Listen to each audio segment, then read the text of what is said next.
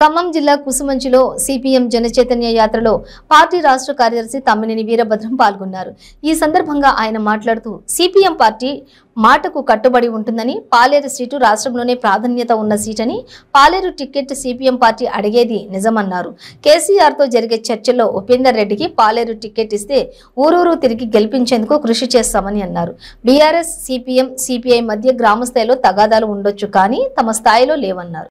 ఉపేందర్ రెడ్డి గారు మా బావగారు, నేను ఇక్కడ ఆయన ఎక్కడున్నా ఇది చూసి ఇప్పుడు ఎన్నికల్లో ఆయన పోటీ చేస్తాడా, ఈయన పోటీ చేస్తాడా, పాలేరు సీట్లో సిపిఎం వస్తుందా, బీఆర్ఎస్ వస్తుందా, ఇట్లాంటి చర్చలన్నీ ఊళ్ళలో జరుగుతాయి రేపటి నుంచి సహజం. కానీ ఒకటి మాత్రం సిపిఎం పార్టీ తరఫున చెప్పదలుచుకున్నాం. ఏదైనా సిపిఎం ఎప్పుడైనా నిక్కచ్చి ఒక మాట మీద ఉంటుంది, ఒక మాట కట్టుబడి ఉంటుంది. మేము అడిగే మాట నిజం. పాలేరు మాకు రాష్ట్రంలోనే ప్రథమ ప్రాధాన్యత ఉన్న సీటుగా ఉన్నమాట నిజం. అది అడిగితే ఒకవేళ రాష్ట్ర పార్టీల్లో కేసీఆర్ మాకు జరిగే చర్చల్లో సీటు కాదు బీఆర్ఎస్ కే, ఉపేందర్ రెడ్డి గారికి సీట్ అంటే నెత్తిన పెట్టుకొని ఊరూరు తిప్పి నేను ముందుండి ఎర్ర జెండా ముందు పెట్టి ఆయన గెలిపించడానికి సిద్ధంగా ఉంటాం. అదే రకమైన స్ఫూర్తి సిపిఎం పార్టీకి సీటు కేటాయిస్తే కూడా అదే డిసిప్లిన్ పాటిస్తామని చెప్పి మా బావ నాకు ఎప్పుడో చెప్పేశాడు. ఎక్కడున్న బీఆర్ఎస్, సిపిఐ, సిపిఎం ఎక్కడైనా చిన్న చిన్న తగాదాలు, ఈర్షలు గ్రామ స్థాయిలో, వార్డు స్థాయిలో ఉన్నాయేమో కానీ మా స్థాయిలో మాత్రం ఉండే అవకాశం లేదు. ఐకమత్యంగా పనిచేద్దాం, బీజేపీని రాకుండా చేద్దాం.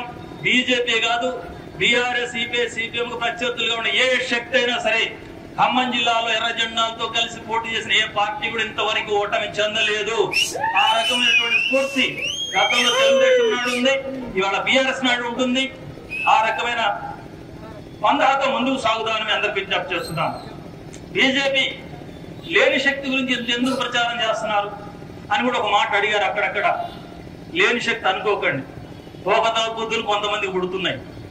కొంతమంది బీఆర్ఎస్ లోంచే బయటకు పోయిన వాళ్ళు ఆలోచిస్తున్నారు. జంక్షన్ లో ఉన్నారు. ఇప్పుడు ఆ జంక్షన్ లో ఏ రోడ్డుకు తిరుగుతారు, ఏ రోడ్డుకు మలుగుతారు అనేది తెలియదు.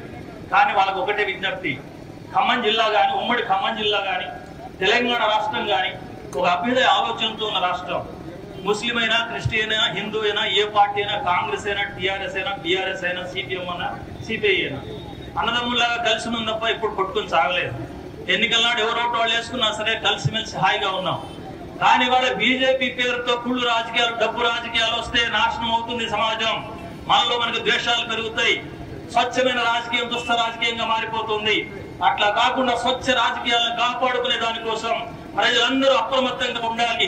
లౌకిక ప్రజాస్వామ్య శక్తులకు మద్దతు ఇవ్వాలని చెప్పి మీ అందరికీ విజ్ఞప్తి చేస్తూ సెలవు పెద్దలరా.